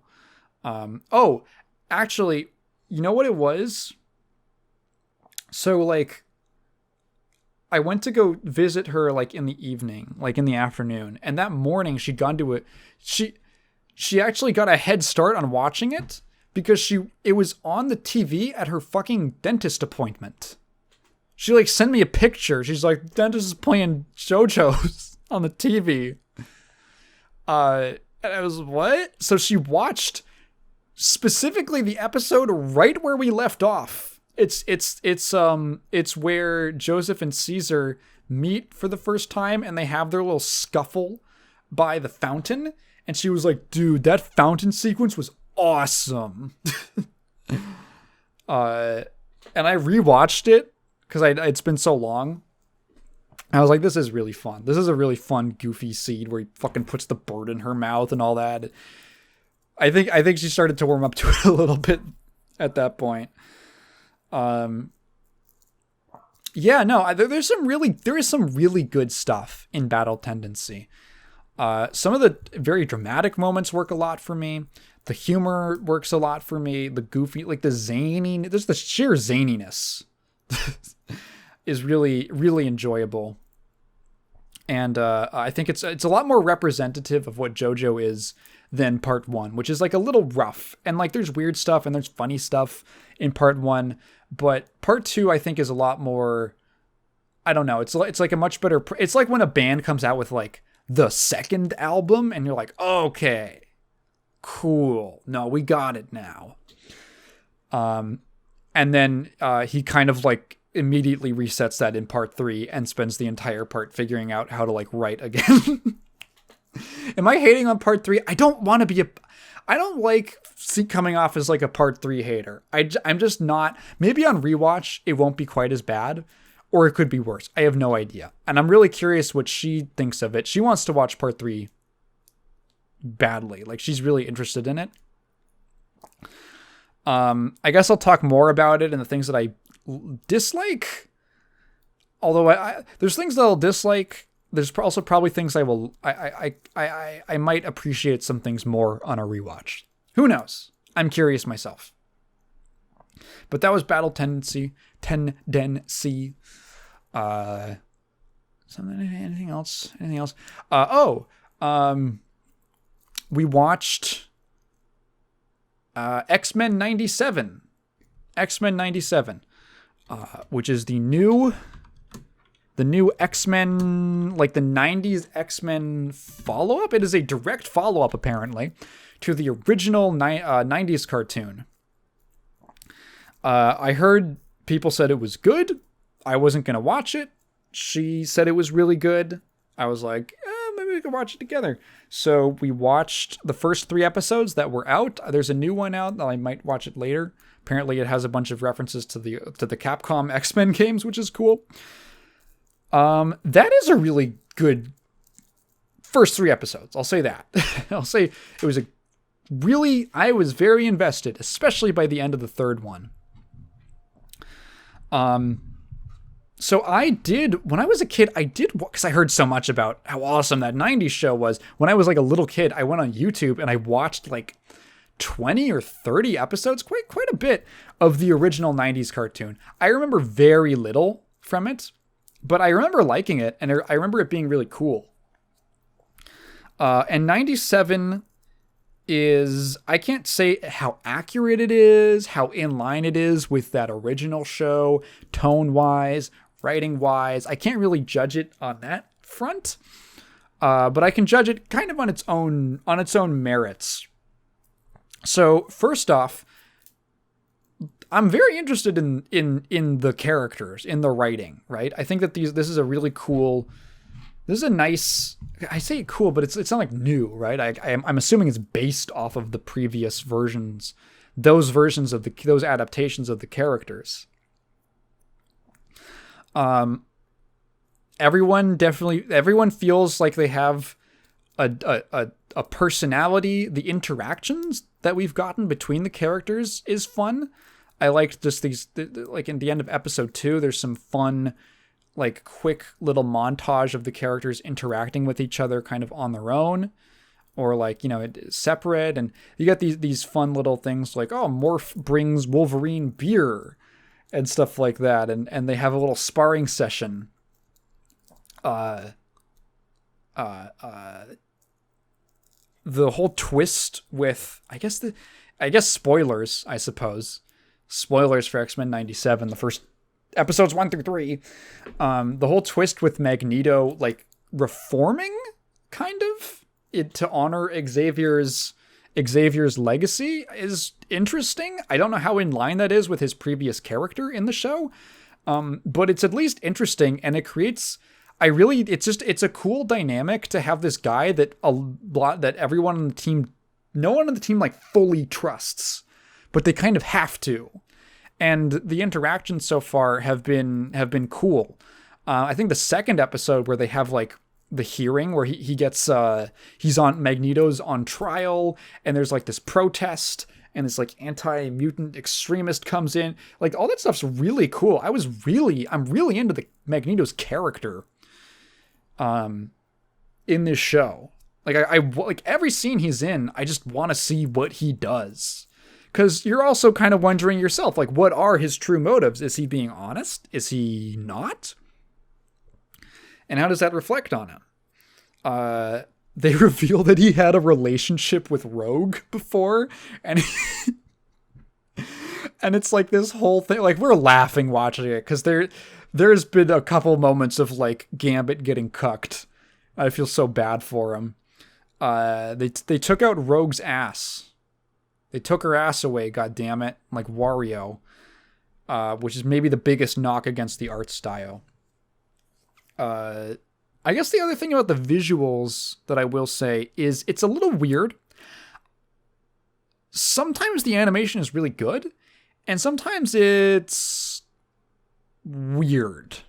And I don't want to say bad, because I was kind of thinking this, was wondering this, and Kat also kind of thought maybe it was the case that they were trying to match the animation of the original show to make it not feel like super different. And I can understand that, but it doesn't stop it from looking a little strange at times in a way that takes me out a little bit. Like some of the characters' movements. Okay, here's the dichotomy. The action looks really good. Like the choreography, the camera angles, the storyboarding, the actual quality and fluidity of the animation, the like heft of the attacks and everything. Like the action is really cool. That is pretty on point so far. But in these moments where the characters are just casually interacting, it's like, I don't know. There's a weird jerkiness sometimes to their movements. Some kind of like weird camera angles that feel like they're trying not to animate things. A little bit, it's not quite as bad, but I described it as like, there's like one shot where they zoom in like so close on Rogue's eyes that it's practically just like a still. It's so funny, like while she's supposed to be talking. And it feels like cost-cutting measures. And it takes me out of the show a little bit. Just a little bit. But that's like my only real complaint with the visuals. Because there's some really cool looking sequences, right? Story-wise, yeah, I'm really interested in the stuff with Magneto. I'm interested in like... I like that they're allowing like Cyclops and Jean to like have a relationship together and be adults, and there is like adult feeling stuff between them. That third episode is crazy. I like went over it in my head after watching it, and I can't believe how much they packed into a 30-minute episode. You get so much. Like, if this was the Castlevania Netflix show, they would have told that across, like, a whole season. You know? Like, so much shit happens. There's, like, the Jean Grey comes in at, like, a stinger of the previous episode. And then this one starts, they find out she's the Jean Grey they know is actually a clone, and this one's the real Jean Grey, which means that Cyclops had a baby with a clone, and she was made by Mr. fucking Sinister. His name is Mr. Sinister. And then the clone gets contacted telepathically. She's like a sleeper agent, and she becomes the Goblin Queen. And like, I was losing my shit. If I was a kid, that would have done some crazy shit to me.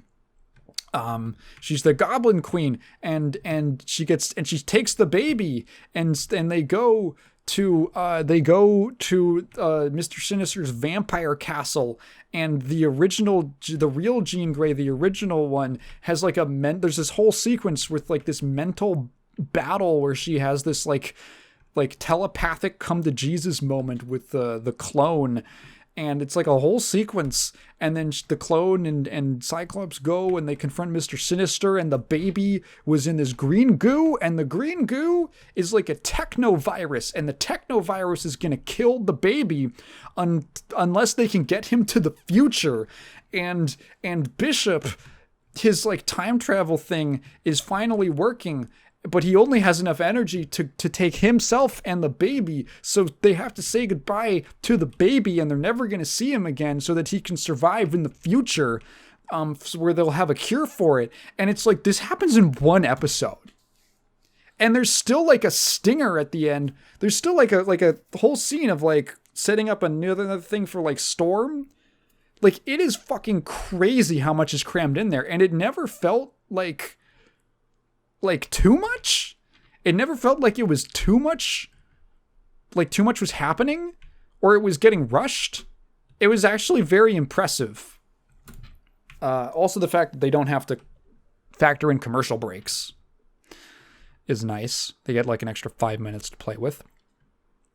But like, wow. Honestly, kind of impressive. Also, very X-Men storyline. I think a lot of people would characterize the X-Men as like, oh, they're like action adventure stories. No, the X-Men is a superhero soap opera.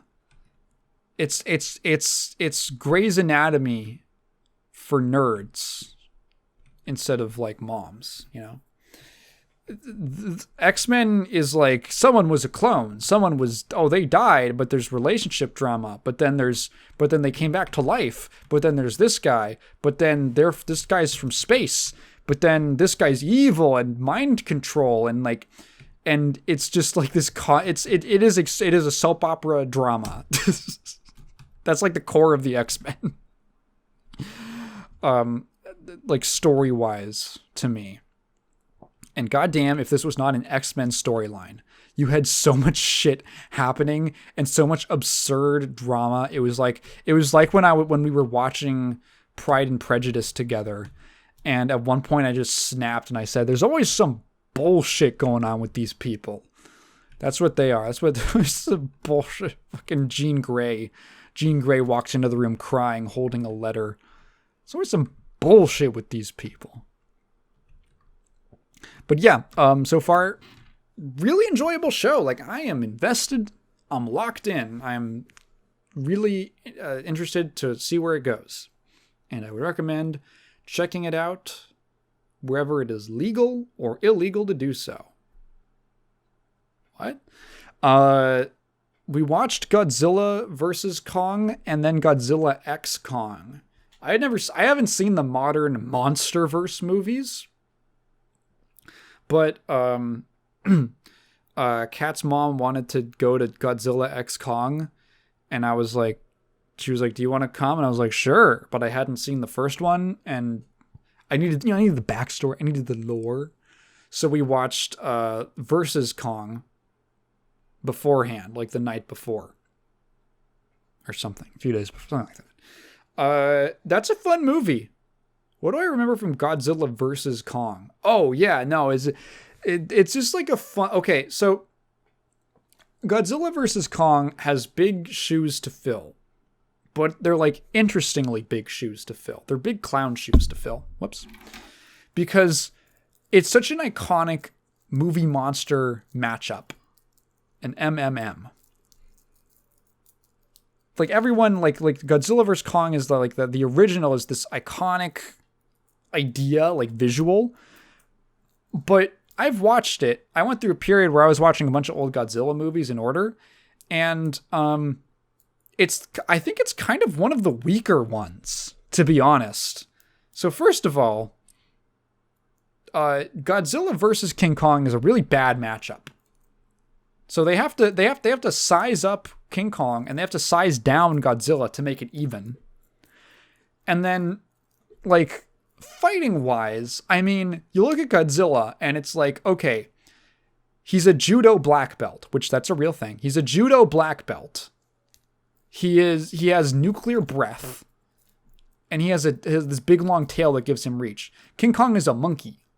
So, like, the whole movie, the whole fight, it's like the shittiest monster fighting. It's just King Kong hiding behind cover and throwing rocks at Godzilla. And Godzilla gets hit. He goes, fuck. God, knock it off. That's the whole fight. And then they can't even, like, justify it in the script. So they have to pull this just nonsense out of their ass where they're like, some news reporter comes on and goes, oh, the government has discovered, the government, they've discovered that Godzilla is weak to electricity, and Kong is powered up by electricity. You're like, what? So that's like the only way that they could like even get it to a draw. And then you have like the human stuff in that movie, which is boring and takes up too much time. And that's kind of like, those are the two axes. It's like, what's the human stuff like, and what's the monster fighting like? And the monster fighting isn't that good, and the human stuff takes up too much time, and it's boring. Which is why Godzilla versus the Sea Monster is so good, because the human stuff is really interesting and weird and funny, and the Godzilla stuff is fun. When he fights a big lobster, that stuff's fun. That's like one of the only Godzilla movies where it feels like I want them to cut back to the human plot line, because it's so exciting. Exciting, is that the right word? It's so engaging. What a weird movie. So how does this, I guess, reimagining of the idea fare? Better. The human parts are still like very, very vestigial feeling, but they take up way too much of the movie. Like, there's this whole plot line with this guy who I do appreciate it because he's a podcaster representation. And, we need representation in this world that is always just shitting on us. And it's like him and Millie Bobby Brown and some British guy, and their whole plot line is like almost nothing besides like a tiny little bit of exposition, but it takes up like way too much time. There's the plot line with that lady who is not Scarlett Johansson. I forget her name. She's the scientist lady, and her adopted indigenous daughter from Skull Island. There is some funny stuff in this movie. Like, I love the reveal that Kong has learned how to speak sign language. That was awesome. That was really funny. The Godzilla stuff is fun. I just like seeing Godzilla, when they actually meet up to fight, once you get into that proper, like, I think it's around like when they get to Hong Kong, there's like a couple throwdowns between the two of them. There's like, the first one is like pretty good.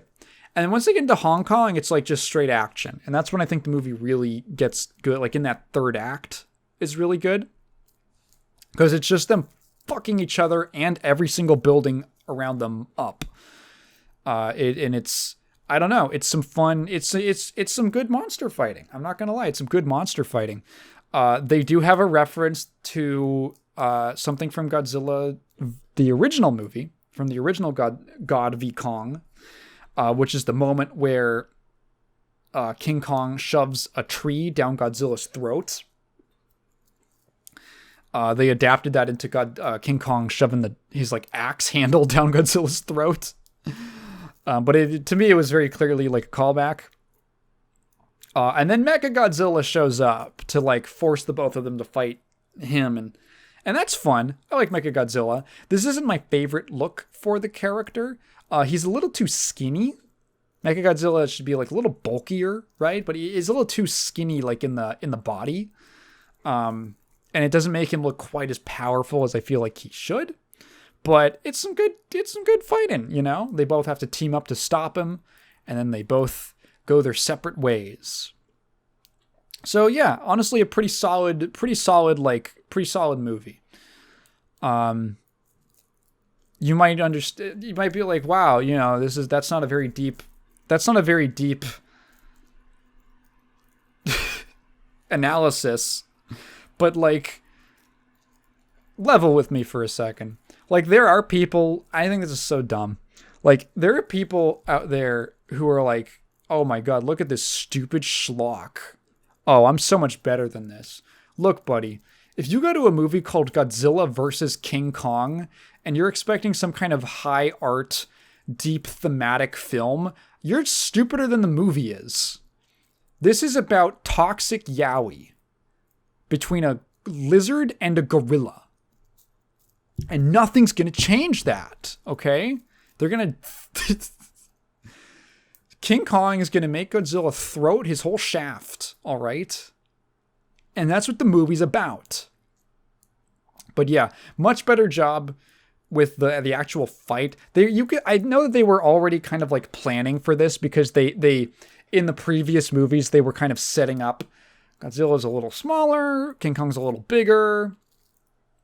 Because, man, it is just such a mismatch. Like, even in that original movie, even just, like, thematically what both of those characters represent, it's like, okay, the atom bomb versus black people. I'm sorry. I think the walking nuke that has a black belt in judo is going to take this one 10 times out of 10, Mr. Kong. So yeah, improvements on the original concept, I feel. Solid monster fighter movie. Then we went to go see Godzilla X Kong. So they finally like made the relationship official. Did I like this one more? I think I did just because like the weird stuff is weirder. Like okay, here's the thing. A lot of people will watch this and be like, this is stupid. Man, go watch those old movies. There is weird, stupid shit all the time with like aliens and secret civilizations that worship monsters and have like magic and stuff. And like, this is not new. I'm very used to this. Let's see. How's the human stuff in Godzilla X Kong? It's fine. It could probably stand to take up a little less of the movie, but once you do hit a certain point again, like it does like pick up more in the monster fighting area. There is a very funny sequence where it becomes a plot point that King Kong has a tooth infection and they need to replace his tooth. And that is like a whole scene. Kong, he gets damaged. This whole thing is like, okay, I was a little like meh at first because I didn't know where it was going. But so they've really leaned into this setting of Kong and all the monsters having some kind of origin from like Hollow Earth. This almost alternate world below the Earth's crust. And Kong is hanging out there and he discovers that there's a bunch of other King Kongs like him in a previously unknown region of Hollow Earth. Now, here's the thing. I think I realized this when we watched Kung Fu Panda 2. Is that I'm not really one... I've realized this about myself. I don't really care for stories about a main character finding where they belong. Or, you know, finding my people again. And going back home and finding other people like me. Those are just stories that generally don't interest me. And they don't do a lot for me. Just on like a very subjective level. Which is why I think like KFP2 didn't do a whole lot for me personally. And I was worried that this movie was going to go in the same direction. But thankfully they don't really. Like there's an obvious aspect of that. but it's not really the focus. It turns into this weird, like, Kong is going home to liberate his people from Monkey Hitler, who has like a big, it's like a whip made out of spine, like a spinal cord with a big crystal dagger on the front that he does like anime poses with. Like, it's crazy. Make a fighting game already. Make like a big 3D Power Stone brawler with these fucking characters already. I know this existed on the PS2, but make a new one. He meets like this little baby Kong, and he's like, oh, baby Kong, whoa. And then the baby Kong is actually like lured him into a trap to get attacked by a bunch of other monkeys. And he fights them off, and as he's fighting them off, the little baby Kong is running away. He grabs it by the leg, and I fucking laughed so hard in the theater. He starts whipping the fucking baby around like a flail and like smacking the other monkeys around. And then he just like fucking hatchet toss flings it into another one's like head and like knocks it out. It's fucking awesome. It rules so hard. It's like if King Kong was like Postal dude. Like Postal 2. That ruled. There's still like a lot of just fun, goofy shit, and I like that. It's goofy shit, but everyone takes it completely seriously, and I appreciate that a lot. The Godzilla stuff is fun. I like that he kind of takes on the Colosseum, the Roman Colosseum, as his like little doggy bed that he likes curling up in. There's a lot of scenes of him just going around. Basically, the premise of the movie is there is this underground Hollow Earth society of apes. And their leader, the Scar King, is he's trying to break out into the surface world so that he can conquer it. Godzilla hears this distress signal from like a tribe that's in Hollow Earth, and they're warning him about this thing that's happening. So he's basically going around the world farming XP by just killing monsters and absorbing their energy and stuff. And he's just like powering up. Meanwhile, Kong is below in the Hollow Earth on this like quest to find his people, finds out what's going on, escapes, and then it goes from there. The Scar King has like a ice dragon that he has like control over, like mind control over. And they gotta like, it turns into monkey and lizard versus evil monkey and evil lizard. And then fucking Mothra shows up, baby. I was so hype. I love Mothra. I love Mothra so much, dude. Kat was like, I felt like the Mothra stuff wasn't necessary. And I was like, shut up. It's necessary. It's always, you can never hurt a movie by adding in Mothra, okay? Gone with the Wind. The wind was from Mothra's wings, okay? Like, she makes every movie way more epic. Way more epicer. She's there, which was cool. She doesn't even do that much, but she's just there. There is a very overt reference to, oh god, which one is it? I think it's Godzilla versus Ghidorah or something like that. I forget exactly which one it is, but it's one of the older ones. It's one of the original, like, Showa era? I think Showa. Where it's Godzilla and Rodan, they're fighting, and then Ghidorah's like, I'm fucking Ghidorah. And then Mothra has to come in and be like, stop fighting! Please stop fighting and fight Ghidorah instead. They do the exact same thing, except instead of Rodan, it's Kong. And it's cool. I appreciated that. There's some really fun, but they do fight. They do have some fights before then. And okay, that first Godzilla and Kong fight in the movie is really good. Oh my god, it is so fun. They're in the pyramids. Great location to have a giant monster fight. They actually, okay, because again, like in terms of just like a straight one-on-one fight, it's not a great matchup because Godzilla is just so much stronger. Like, he's fucking insanely strong. So they kind of have worked into this thing where, yeah, Godzilla's like an absolute powerhouse and he can go forever and he's incredibly durable. But Kong's advantage is in the sneak attacks and using tools. Like, oh, because he's like an ape, right? And he's innovative and he can be creative. And he can think fast on his feet, on his little monkey paws. And there's a fucking hilarious moment. Okay, it might be the best like 20 seconds in a film this entire year. It's when Kong uses the fucking pocket sand on Godzilla. He just tosses sand in his face. Godzilla blasts the pyramids apart in retaliation. Kong runs away. Godzilla catches him and does a fucking German suplex. It's fun. It's awesome. It rules. It's so good. Godzilla doing actual like grappler moves is really fun. So, you know, when Kong has his tools, when he's got like the axe, he gets a robot arm because his arm gets super damaged. So they give him like a robot prosthetic arm on top of it to like power him up. That's awesome. Then he can kind of even it out a little bit. But in the long term, he just can't really go toe to toe with Godzilla.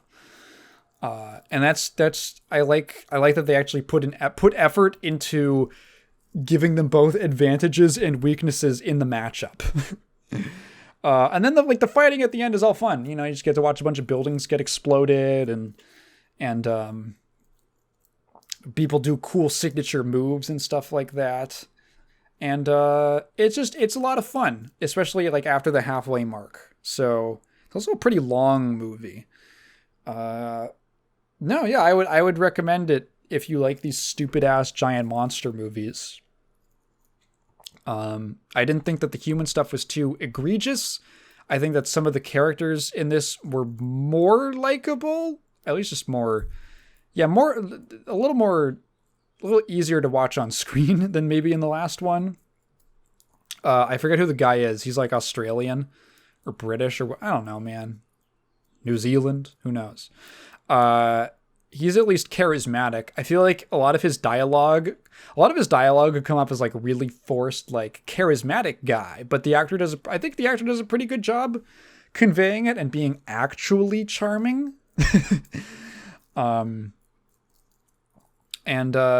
Yeah, it's good. Still, you know, more podcaster representation, which, you know, keep the fight going, brother. We should have our own flag. The Pride Parade. Guys who talk into microphones for 2 hours straight. Like me. Like on this podcast. And with that, speaking of, I'm probably going to call this to a close because I'm hungry and I want to get on with my day. So this has been fun. Glad to be back on the mic. If you have listened this far, thank you so much for listening to me ramble. If you have if you have a question, leave it down in the comments below, but please phrase it in the form of a question because I'm not just going to read your thoughts out loud. I've been Tygan. Check out the most recent video, Console Aesthetics, on my main channel. Linked on my channel page. And I got nothing else to say. Goodbye.